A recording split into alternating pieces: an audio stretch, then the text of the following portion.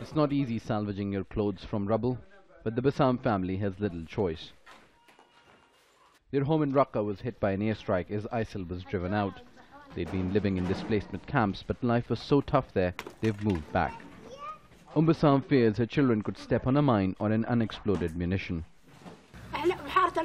I'm from the El Mashlab neighborhood. I'm constantly worried about the young children. It's difficult to live here. There's nothing. We have no house. We live outside now. After the fall of ISIL's de facto capital, the people of Raqqa complain no one is helping them. Abu Tamir has 13 children, and he says the camp management at Ain Isa told him to go home.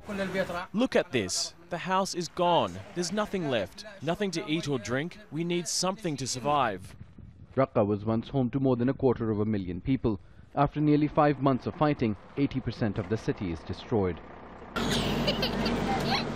Doctors Without Borders says during the battle nobody cared about the civilians and the coalition inflicted a deluge of fire on the city.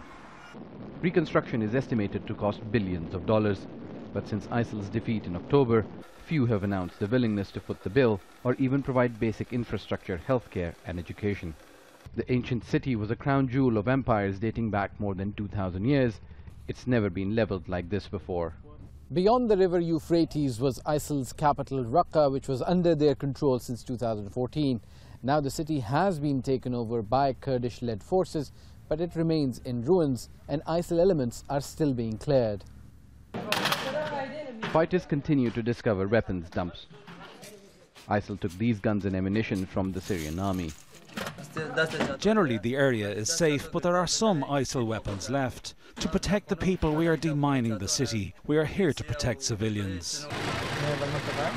The displaced Arab population finds these claims hard to believe.